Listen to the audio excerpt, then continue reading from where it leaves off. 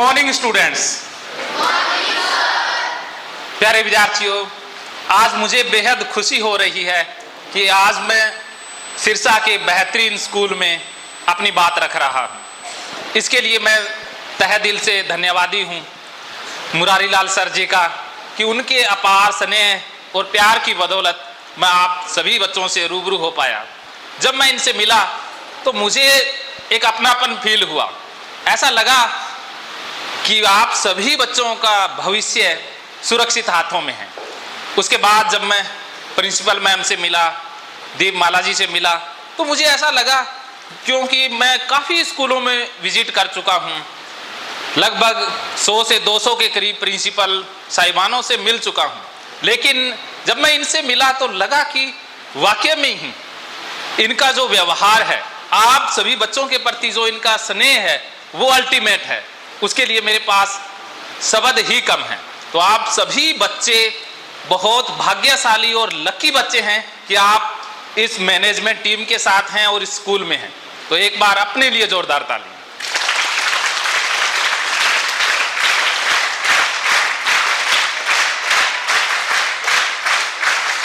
इसके अलावा पूरी मैनेजमेंट टीम, सभी टीचर साथी, कमल सर और बाकी प्यारे विद्यार्थियों, आज मेरी आपसे बातचीत लगभग 40 मिनट के करीब रहेगी।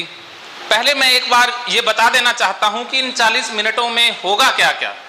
पहले 20 मिनट हम बात करेंगे मानसिक स्वास्थ्य की, कि मानसिक स्वास्थ्य आखिर होता क्या है और कैसे हम पहचाने कि हम सही हैं या मानसिक रूप से बीमार है। उसके बाद अगर कोई मानसिक परेशानी है तो उसका इलाज क्या है, या आपकी जो मुख्य समस्या रहती है कि पढ़ाई में कई बार मन नहीं लगता है, ध्यान एकाग्रचित होता नहीं है, और इसके अलावा आपको डर लगता हो या और कोई भी समस्या हो, तो उसको ठीक कैसे करना है, उसका एक डेमो रहेगा, हिप्नोटिज्म का डेमो रहेगा।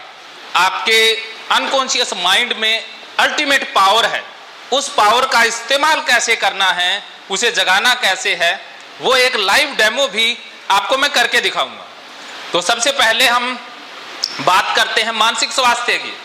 तो प्यारे विद्यार्थियों, जब आपका सर दर्द होता है, बुखार आपको हो, तो आप किसके पास जाते हैं? डॉक्टर के पास जाते हैं। लेकिन अगर आपका मन परेशान हो, आपको चिंता पकड़े, विचार मन में घूमने लग जाए, भूख भी ना लगे, नींद भी ना आए, गुस्सा आने लग जाए, तब आप किसके पास जाते हैं? किसके पास? भगवान के पास नहीं। हमारे समाज में यही विडंबना है कि हमें मानसिक स्वास्थ्य के बारे में जागरूकता नहीं है। हम मानसिक समस्याओं को इग्नोर कर देते हैं या मानसिक समस्याओं को समस्या मानने से भी इनकार कर देते हैं। पहली बात तो हमारे समाज में जागरूकता की कमी है। आज सोशल मीडिया का जमाना है, जागरूकता बढ़ी है। आज वो जमाना नहीं रहा है, आज जमाना बदल रहा है। तो आप कुछ न कुछ जागरूक हैं, लेकिन फिर भी जानकारी का अभाव रहता है, और कई बार हमें पता लग जाए कि कोई ना कोई मानसिक समस्या है, तब हम इलाज के लिए किसके पास जाते हैं? डॉक्टर के पास नहीं जाते। ज्यादातर मानसिक समस्याओं का निवारण करवाने के लिए जाया जाता है बाबाओं के पास, उनके पास जाते हैं। जितने भी बाबाओं के डेरे हैं, उनमें ज्यादातर जो भीड़ है वो मानसिक रोगियों की ही होती है। तो हम गलत इलाज लेने के लिए चले जाते हैं, तो वो भी एक बहुत बड़ी भूल है। इसके अलावा फिर डॉक्टर के पास चले जाते हैं, दवाइयां खाते हैं, ये भी एक बहुत बड़ी गलती है। बहुत सारी ऐसी मानसिक समस्याएं हैं जिनके लिए दवाई खाने की जरूरत ही नहीं है, दवाइयों की आवश्यकता ही नहीं है। बिना दवाई बहुत सारी मानसिक परेशानियां ठीक हो सकती हैं, तो वो हमें पता नहीं है। हम बिना सोचे समझे दवाई ले लेते हैं, तो उससे भी फंस जाते हैं। तो आप आज ये जानेंगे कि वो कौन सी समस्याएं हैं जो बिना दवाई हम ठीक कर सकते हैं। उसके लिए 2 तरीके मैं बताऊंगा। एक तो हिप्नोटिज्म का है और दूसरा है भगवत गीता का, कि भगवत गीता से लगभग मानसिक परेशानियां ठीक हो सकती हैं। तो उसके लिए एक ही श्लोक मैं बताऊंगा, एक ही श्लोक से आपकी तमाम तरह की समस्याएं ठीक हो जाएंगी। तो पहले ये जान लेते हैं कि मानसिक समस्याएं आखिर होती क्या है। World mental health day celebrate किया जाता है 10 अक्टूबर को, और इस मौके पर हर बार एक अलग थीम रहता है, हर बार नए नए टैगलाइंस आती हैं। तो इस बार की जो टैगलाइन है वो है mental health is a human universal human rights, कि मानसिक स्वास्थ्य हमारा अधिकार है। तो इसके बारे में हमें जानना है। तो सबसे पहले एक ऐसे रोग की बात कर लेते हैं जो सबसे ज्यादा खतरनाक है और ज्यादा फैल भी रहा है। उस रोग के बारे में जानकारी इतनी तो है कि आपको नाम जरूर पता है, लेकिन वो रोग कैसे होता है और उसका निवारण क्या है ये आप नहीं जानते। लेकिन मैं आसान शब्दों में, आसान भाषा में आपको काफी कुछ चीजें बता रहा हूं, आप समझ पाएंगे। जैसे एक बच्ची अपने पिता के पास जाती है और पिता से कहती है कि पापा पापा मैं डिप्रेशन में जा रही हूं। तो पापा कहते हैं कि कहीं जाने की जरूरत नहीं है, पढ़ाई लिखाई में ध्यान दो। तो अब बच्ची क्या करे, बच्ची जाती है अपनी माँ के पास, माँ फोन में लगी हुई है और बेटी कहती है जाकर के कि मम्मी मम्मी मैं डिप्रेशन में जा रही हूं। तो माँ कहती है शाम के 7 बजे से पहले पहले घर आ जाना। अब बच्ची क्या करे, बच्ची अपनी दादी के पास जाती है, दादी को जाकर के कहती है दादी माला फेर रही है, रट रही है, वो कोई प्रवचन सुन रही है। तो बेटी जाकर के कहती है दादी दादी मैं डिप्रेशन में जा रही हूं। तो दादी कहती है जाने से पहले बड़ों का आशीर्वाद जरूर ले लेना चाहिए। तो ये जानकारी है डिप्रेशन के बारे में या मानसिक स्वास्थ्य के बारे में, जानकारी इतनी सी है। ये आवरण है समाज का, आपकी बात नहीं कर रहा हूं, ज्यादातर ऐसा होता है। लेकिन हमें जानना है और समझना भी है, और इलाज खुद का भी लेना है और दूसरों का भी लेना है। तो अब मैं कुछ ऐसे लक्षण बताने जा रहा हूं, ये लक्षण आपके पड़ोस में भी किसी इंसान में पाए जा सकते हैं, घर में किसी के अंदर हो सकते हैं। तो पहले बात कर लेते हैं डिप्रेशन की ही। डिप्रेशन में क्या होता है, डिप्रेशन में प्लेजर मिलना बंद हो जाता है। आसान शब्दों में, जैसे आप कोई भी काम करते हैं वो किस लिए करते हैं, आनंद के लिए, क्योंकि करने में आपको खुशी मिलती है। लेकिन डिप्रेशन पीड़ित व्यक्ति को खुशी नहीं मिलेगी, उसको खुशी नहीं मिलती है किसी भी काम में। जैसे हमारी 5 ज्ञानेंद्रियां हैं, इन्हीं से हमें प्लेजर मिलता है, आनंद मिलता है। लेकिन डिप्रेशन जिसको हो जाए उसको इन 5 ज्ञानेंद्रियों से आनंद की अनुभूति नहीं होगी, खुशी नहीं मिलेगी। जैसे आप खाते किसके लिए हैं, आप क्यों खाते हैं, भूख लगती है इसलिए नहीं, इसलिए नहीं खाते कि हमें भूख लगती है, हम इसलिए खाते हैं कि हमें खाने में खुशी मिलती है। ये पूरा सत्य है। अगर आपको खाने में खुशी ना मिले तो आप खाएंगे ही नहीं। इसका उदाहरण है डिप्रेशन से पीड़ित व्यक्ति, उसको खाने में आनंद नहीं आता है, इसलिए वो खाता ही नहीं है, इससे उसका वजन कम हो जाता है। तो एक लक्षण होता है वजन कम होना, या वजन बढ़ भी जाता है, क्योंकि वो खाएगा तो उसे प्लेजर तो मिल नहीं रहा, वो अंधाधुंध खाते जा रहा है, तो इससे मोटा भी हो जाता है, वजन बढ़ भी जाता है। इसके अलावा उसको सुनना अच्छा नहीं लगेगा। जिसको डिप्रेशन हो वो सुन नहीं पाएगा, उसे गुस्सा आएगा कि मुझे लोग क्यों सुना रहे हैं। मेरे पास आते हैं जिसको डिप्रेशन होता है, वो सुन के राजी नहीं है, तो मैं उनके लिए अलग टेक्निक अपनाता हूं, पहले सुनने के लिए तैयार करता हूं। उसके लिए बहुत सारे तरीके हैं, वो भी डिस्कस करेंगे। तो कानों से हमें प्लेजर मिलता है सुनने के द्वारा, तो आपको सुंदर अच्छे मधुर गाने सुन के मजा आता है या आनंद आता है, लेकिन डिप्रेशन वाले को नहीं आता। जैसे आपको सौंदर्य या अच्छी अच्छी चीजें देख करके आनंद आता है, लेकिन डिप्रेशन वालों को कुछ भी देख करके आनंद नहीं आता, इसलिए वो घर से बाहर नहीं निकलते हैं, घर में ही बैठे रहते हैं, अकेले रहेंगे, अंधेरे कमरे में रहने लग जाते हैं, सोए ही रहेंगे, क्योंकि बाहर कुछ भी देख करके आनंद तो उनको आता नहीं है। तो ये डिप्रेशन के लक्षण हैं। और जब आनंद जिंदगी में नहीं है तो जिंदगी जीने का फायदा ही क्या है। तो उनके मन में विचार आते हैं कि सुसाइड कर लेना चाहिए, या सुसाइडल विचार आने लग जाते हैं। तो ये डिप्रेशन के लक्षण हैं। रोना अपने आप आता है, आंसू अपने आप आ जाते हैं, बेवजह रोना निकल जाता है, तो ये डिप्रेशन के लक्षणों में आता है।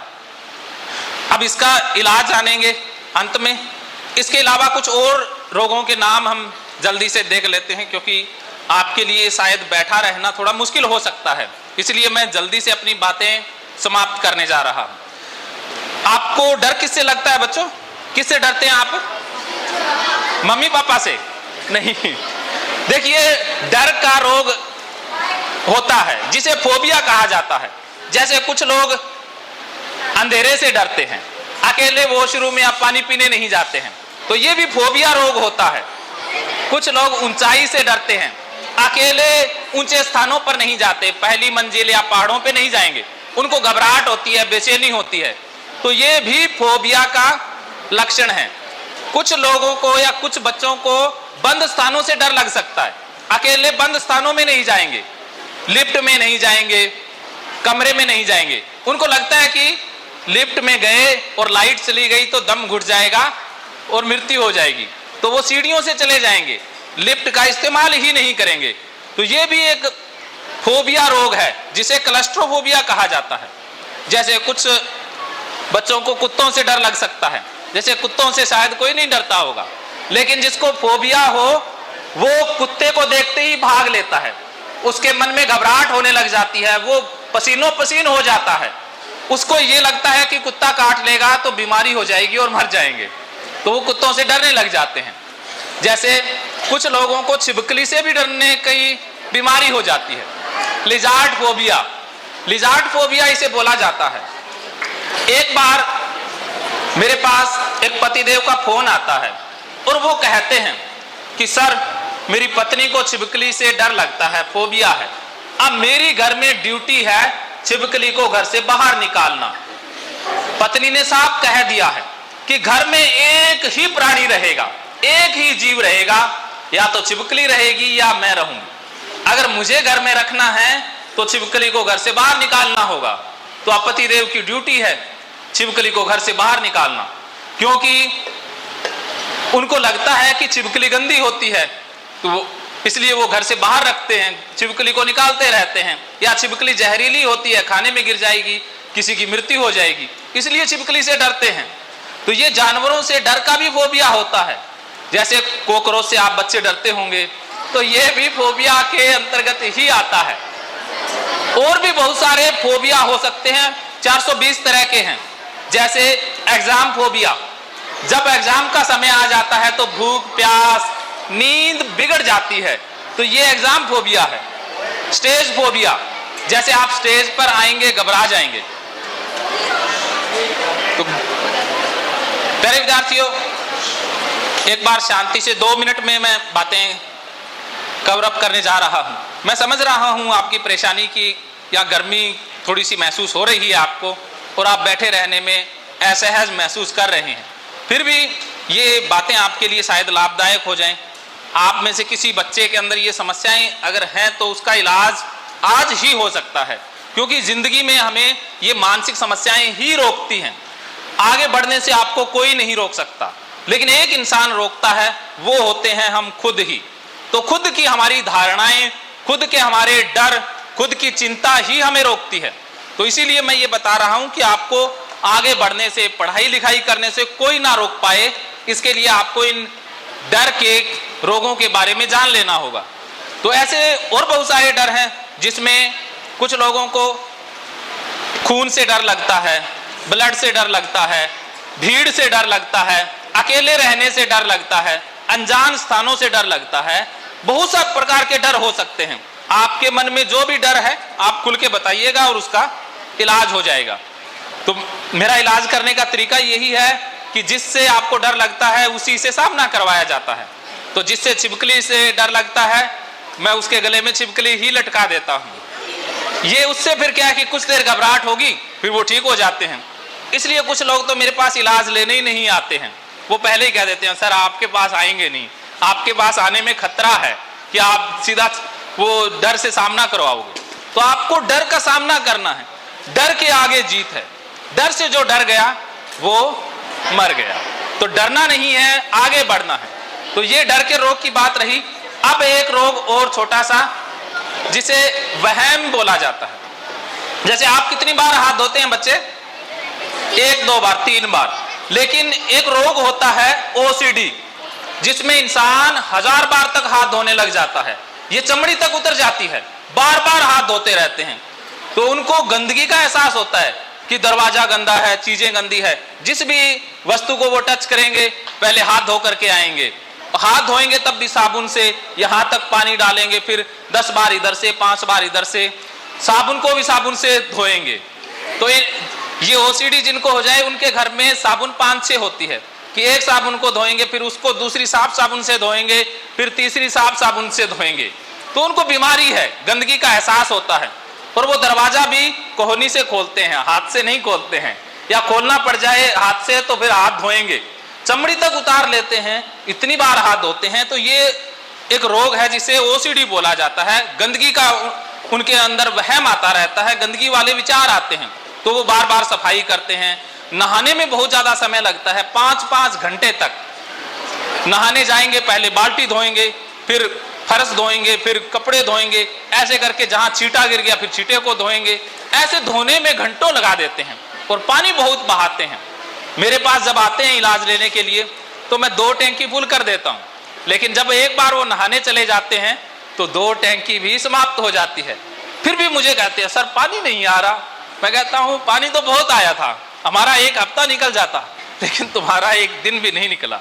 वो उनको बीमारी है, बीमारी के कारण ये हो रहा है। तो ये बार बार सफाई करने की बीमारी है। तो जैसे जिसको ये बीमारी हो जाए, ज्यादातर ये महिलाओं में पाई जाती है 80%, तो वो घर में किसी को आने नहीं देंगे। इनके घर में मेहमान नहीं आएगा, क्योंकि मेहमान आएगा तो वो गंदा है, तो इसलिए घर से बाहर रखते हैं। और गलती से आ जाए तो मेहमान जहां पैर रखेगा, जहां बैठेगा, जिस वस्तु को हाथ लगाएगा उसे धो देंगे, उसे या फेंक ही देंगे घर से बाहर ही कि ये गंदी हो गई, ये नहीं लेकर आते हैं। तो ये फोन को भी धो देते हैं, ईयरफोन भी धो देते हैं। तो एक बार एक पतिदेव का फोन आया, उन्होंने कहा सर मैंने घर में पैसे ला करके रखे थे और मिसिज को ओसीडी है। तो उसने क्या किया, वो पैसे भी धो दिए, क्योंकि उसे लगता था कि पैसे गंदे हैं, पता नहीं किस किस के हाथ लगे होंगे, तो वो पैसे भी धो दिए। तो ये वहम का रोग है। ऐसे 13-14 प्रकार के वहम होते हैं। जैसे कुछ बच्चे बार बार चेक करते रहते हैं, रोल नंबर बार बार चेक करना, दरवाजा चेक करना, लोक बार बार चेक करना, फोन को बार बार चेक करना। तो ये चेकिंग ओसीडी बोला जाता है। तो बार बार किसी चीज को चेक करना, उनके मन में विचार आता है कि नुकसान हो जाएगा, लॉक खुला रह गया तो चोरी हो जाएगी या नुकसान हो जाएगा, तो इसलिए बार बार चेक करते हैं। या एक ऐसा भी वहम होता है कि बार बार पूछनी पड़ती है बातें, बार बार पूछना। जैसे आप एक बार पूछते हैं, जिसको ये वहम हो 2, 4 बार, 5 बार, 10 बार तक पूछते हैं, एक ही बात को पूछते रहते हैं। मुझसे भी पूछते रहते हैं जिसको रोग हो जाए, मेरे से पूछेंगे सर आपने यही कहा था ना, मैं कह देता हूं हाँ मैंने यही कहा था। फिर कहेंगे सर एक बार और रिपीट कर दीजिए, मैं रिपीट कर देता हूं कि सर मैं एक बार लास्ट बार। फिर भी वो पूछेंगे, फिर मैं फोन काट देता हूं, बात हो जाती है, फिर दोबारा फोन करेंगे कि सर एक बार और बता दीजिए। तो ये बार बार पूछना किसी बात को, ये भी बीमारी होती है, बात को बार बार पूछना। तो ऐसे बार बार टच करना, दरवाजे से निकलेंगे 7 बार इधर से निकलेंगे, 10 बार इधर से, लाइट को ऑन ऑफ करेंगे 10 बार, 9 बार, लकी नंबर सेट करके रखेंगे। तो ये सभी मानसिक रोगों के लक्षण हैं। तो इतने मानसिक रोगों के लक्षण गिनाए, या कोई भी आपके मन में विचार परेशान करे, तो इस सेमिनार के बाद मैं यही हूं, कुछ समय के लिए आप मुझसे मिल सकते हैं, बात भी कर सकते हैं। आपको जो भी परेशानी है उसको आप अकेले में या पूछ सकते हैं। तो अब कोई भी बच्चा एक या 2 सवाल पूछने के इच्छुक हैं तो जरूर पूछ सकते हैं, फिर हम डेमो की तरफ चलते हैं। आप में से कोई भी विद्यार्थी कोई सवाल पूछने के इच्छुक हैं? जी बहुत बहुत धन्यवाद। तो अब हम नेक्स्ट सेशन की तरफ चलते हैं। नेक्स्ट सेशन तभी हो पाएगा जब आपको मुझसे एक वादा करना होगा कि आप हिलेंगे नहीं, बोलेंगे नहीं। अगर आप बोले तो ये सेशन बीच में रोक दिया जाएगा, क्योंकि आज जो आप सीखोगे देखोगे ना, ये जीवन का पहला ही अनुभव है। ऐसा ना तो आपने कभी सुना होगा ना देखा होगा। इसमें कुछ बच्चों को मैं शामिल करूंगा। यहां से 10 लड़कियां आएंगी, और इधर से 5 लड़के आएंगे। और पहले सुन लीजिए, जो इस प्रयोग में शामिल होंगे उनकी मेमोरी को मैं फास्ट कर दूंगा। उनकी बहुत सारी इच्छाएं, जो खाने पीने की इच्छाएं थी, वो आज पूरी हो जाएंगी। जो भी वो खाना चाहेंगे खा लेंगे, फ्री में, पैसे नहीं लगेंगे। और साथ में जहां भी आपके घूमने की इच्छा है तो आपको मैं घुमाकर भी लाऊंगा, पहाड़ों में घुमाकर लाऊंगा, ठीक है। तो इसमें 10 ही लड़कियां और 5 लड़के ही शामिल करेंगे। महकेंगे फिर से खुशियों के रंग भगवत गीता थेरेपी कोर्स के संग। इतिहास का पहला ऐप जो गीता के माध्यम से ओसीडी डिप्रेशन का इलाज आसान बनाएगा। ओसीडी डिप्रेशन का इलाज हुआ और भी आसान, और वो भी बिना दवाई, घर बैठे। किसी को बीमारी की चिंता है तो किसी को चिंता की बीमारी है। भगवत गीता ने लाखों करोड़ों का जीवन बदला है और आपका भी बदलेगा। गीता थेरेपी कोर्स में आपको मिलेगा सभी 11 प्रकार की ओसीडी का संपूर्ण इलाज, जैसे गंदगी का वहम, बार बार हाथ धोना, बार बार सफाई करना, बार बार लॉक दरवाजा चेक करना व अन्य सामान की चेकिंग बार बार करना, एक ही विचार बार बार आना, नुकसान व मरने मारने का विचार आना, HIV, rabies, cancer, heart attack का विचार आना, IBS और नींद न आने की समस्या का हल गीता कोर्स में मिलेगा। आत्महत्या वाले विचारों से मुक्ति भी गीता थेरेपी कोर्स से मिलेगी। राजेंद्र जोधपुरिया ऐप पर आपको ओसीडी से संबंधित राजेंद्र जोधपुरिया की किताब भगवत गीता के मनोवैज्ञानिक रहस्य और अन्य टिप्स पढ़ने को भी मिलेंगे। गीता है महान थेरेपी। गीता में CBT, हिप्नोथेरेपी, माइंडफुलनेस, ERP व अन्य बहुत सी साइकोथेरेपीज का समावेश मिलेगा। राजेंद्र जोधपुरिया ऐप एक, फायदे अनेक। आज ही प्ले स्टोर से डाउनलोड करें, लिंक डिस्क्रिप्शन में है। तो देर क्यों, अभी जाइए डिस्क्रिप्शन में और लिंक पर क्लिक करके प्ले स्टोर से अभी डाउनलोड कीजिए राजेंद्र जोधपुरिया ऐप और पाइए अपनी सभी समस्याओं का हल। मानो तो मौज है, वरना समस्या तो हर रोज है।